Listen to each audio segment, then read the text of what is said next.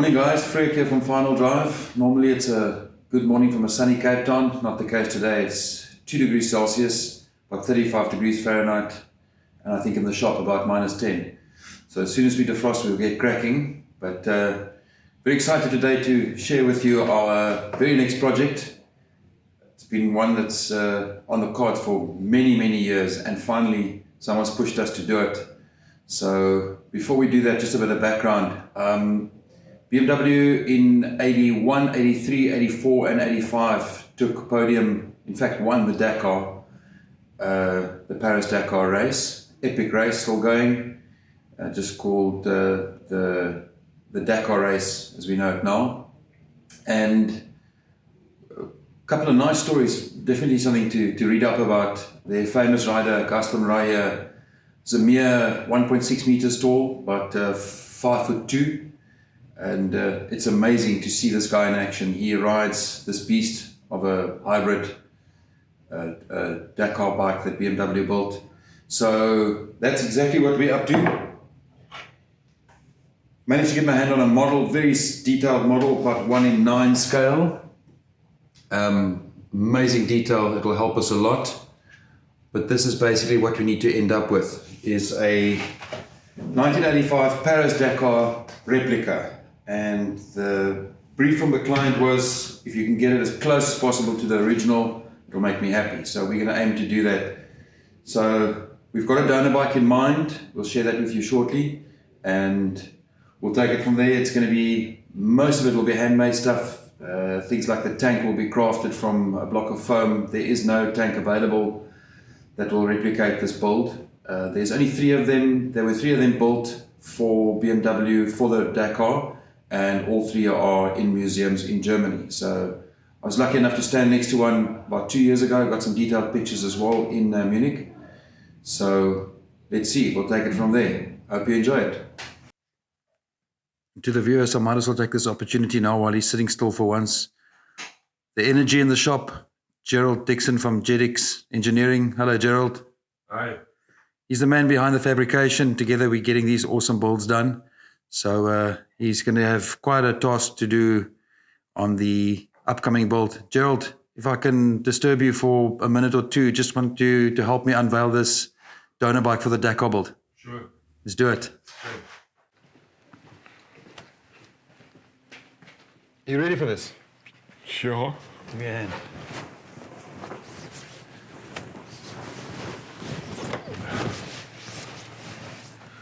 Ta-da! My word. I would have never expected this one. Late 1970s, last of the spoke wheels, R60/7.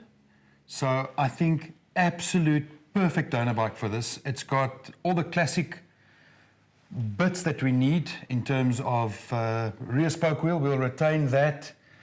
Obviously suspension will change, swing arm is going to be extended.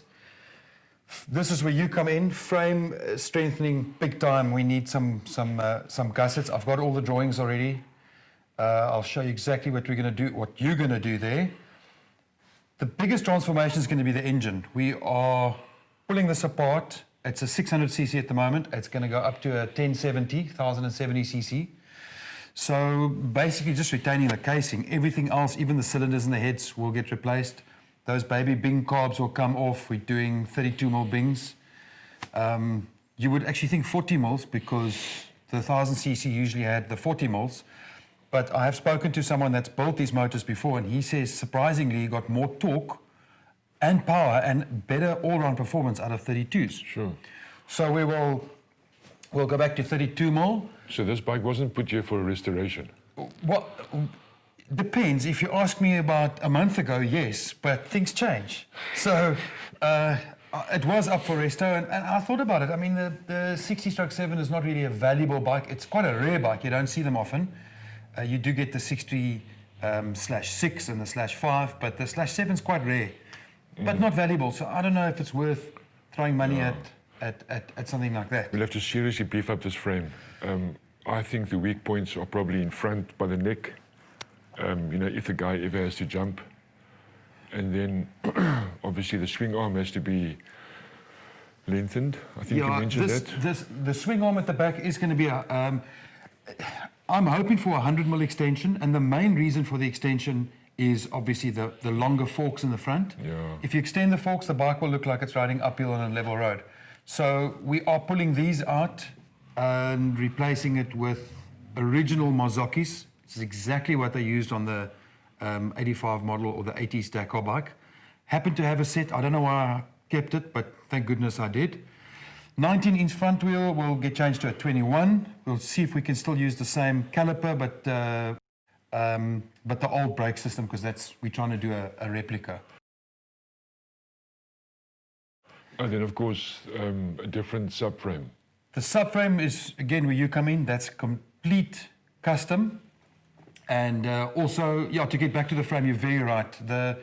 With the lengthening or the extension of the front forks, we are putting a lot of strain on that neck. Yeah. So I've got the drawings, I've got the CAD drawings, you know what to do with that. No, it's doable. And, well, that's a good start. It is doable. One of our biggest challenges will be the tank. There is no such tank, that we can use that's available. So we need to make that from scratch. The original was 50-litre tank, 10 litres under the seat. Sure. So it's quite a lot. But we're going to do that. Great. I'm excited. Are you happier now? Yes, really. Should we start? Really, definitely. Well, let's definitely. pull it apart.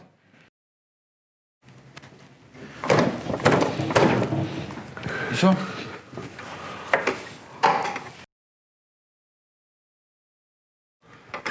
Just, I say. Wait, don't be so in a hurry. You got it? Got it.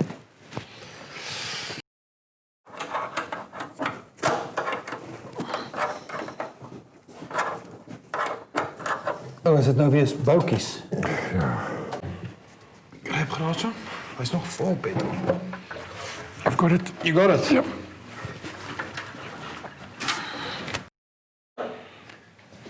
Gerald, it's by no means time for a new tank, but just to see, a teaser. There we go.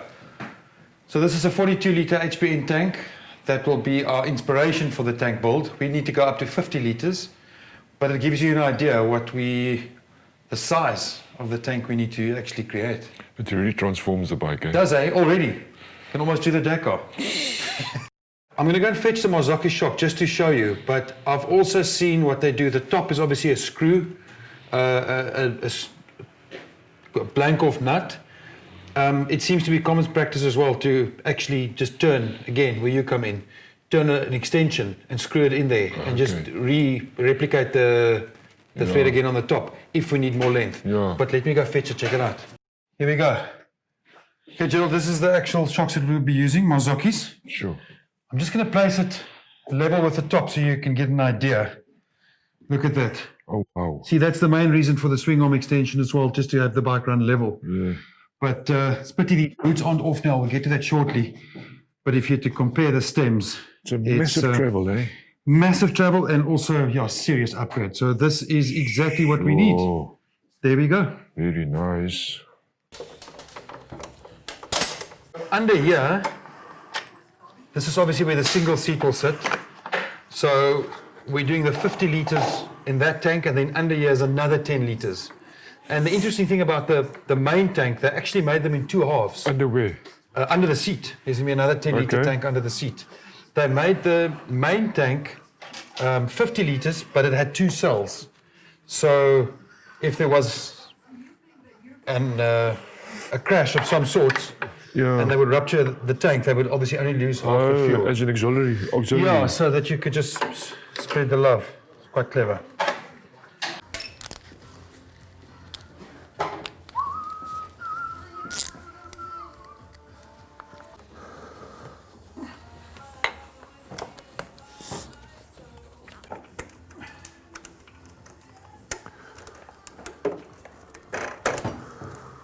Okay.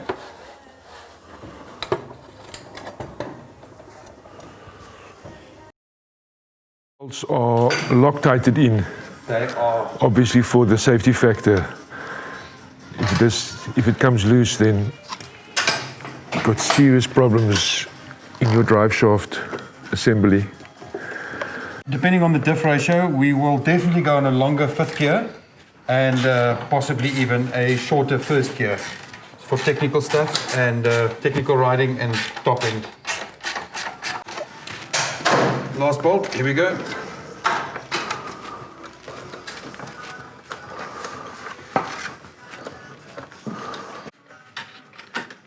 So just thinking about the foot pegs being a roadie, Yeah. on the GS models, it's got 2 flanges welded on to the bottom of the frame. This obviously uses the engine carrier bolt at the back to bolt on the rubber foot pegs. So quite a few frame modifications will be made. So basically we're going to build the whole bike and then... My first bolt out. Wonderful, 3 to go. We're going to build the whole bike and then tear it down and then paint. Because as you go along, you realize you need a tab for the hooter, you need a tab for this, a bracket for that. So, yeah, But quite I a think few it's better. surprises. I think it's better that we sort of look at it in a more dismantled state, For sure. so that we can get a better picture of how we want the angle. Yeah, like you said, the first thing will be to do the swing arm extension and stick the forks in with a 19-inch wheel. Yeah. And then see the stance, Okay. because there will definitely be some surprises along the way. It's not going to work for me.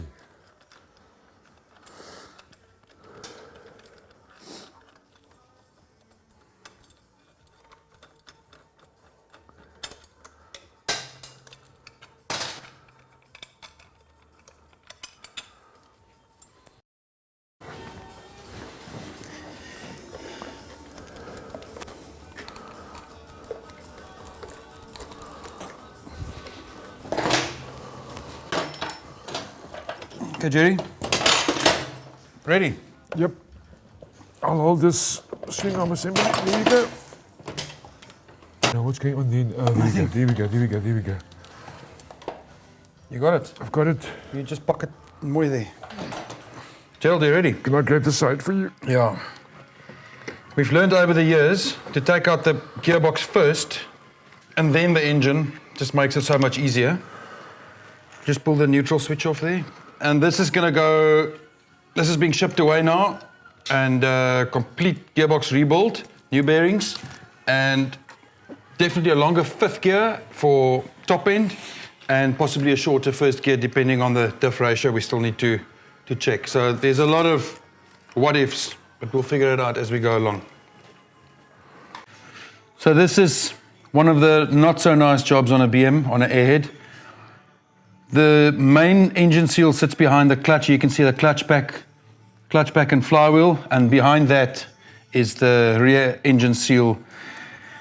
They tend, especially from standing long periods of time, they tend to leak, and it puddles there in that little tray there.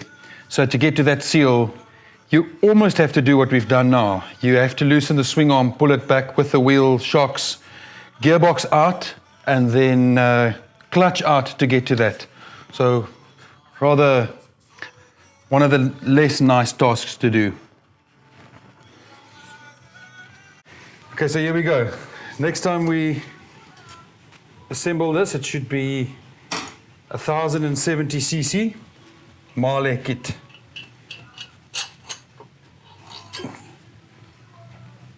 Still looks really good, actually.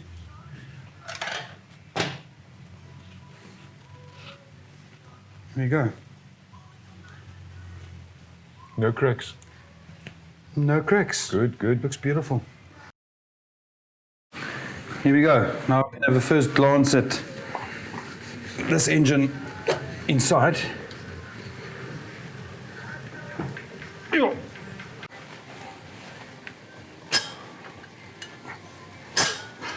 Oh, it looks good, eh? Oh wow, looks really good. Look at that. Fantastic. Barrels still have hone marks in them. They actually look really good. Mileage unknown, last work unknown, but you actually can still see the hone marks in it. So 0 damage. Although we won't use them anyway, it gives you an indication of the life the bike had. So yeah, that'll do. Okay, so this is it. Final piece of the mechanical puzzle. We're taking out the block, and yeah, that'll go in for total rebuild Comes back, it'll be all new internals, all blueprinted, balanced, and 1100cc. So goodbye 600cc. You ready? Okay, you want to tilt my side? Keep going, keep going. Thank you.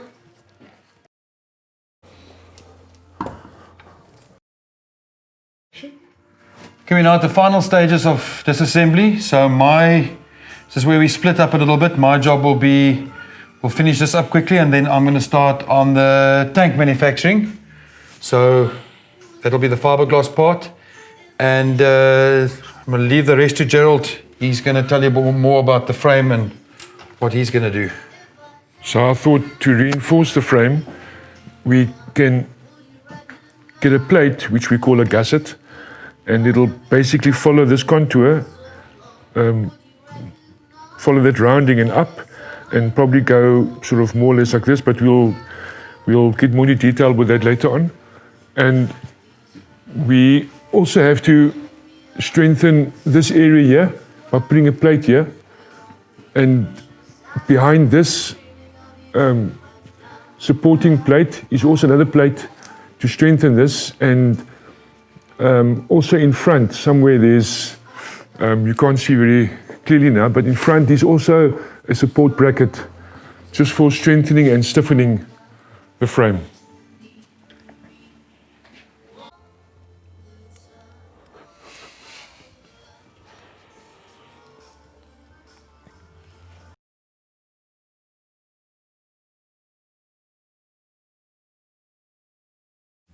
Hi guys, we've had a couple of requests for updates on what's happening at FD.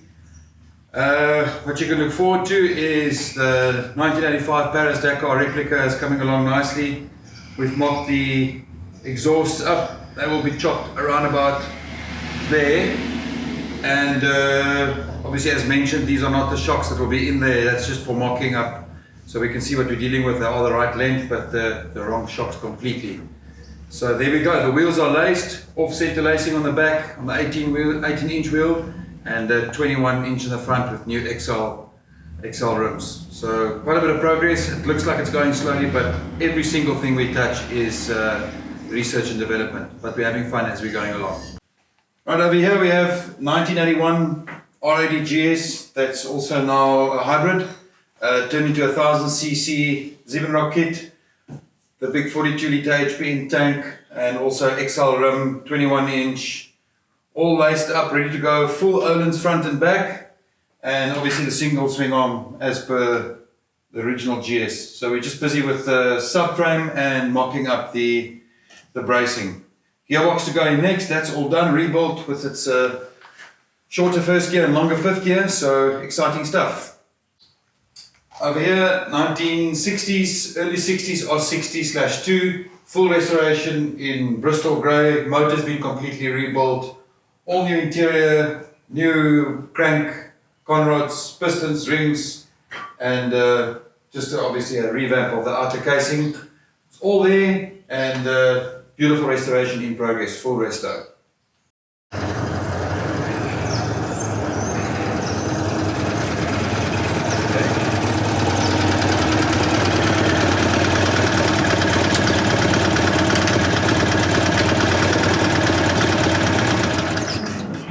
And a beautiful R69S with a Hosp tank and a Start 350 in for some repairs and cosmetic work.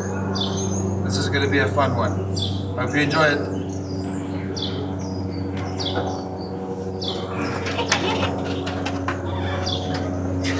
Laat eruit.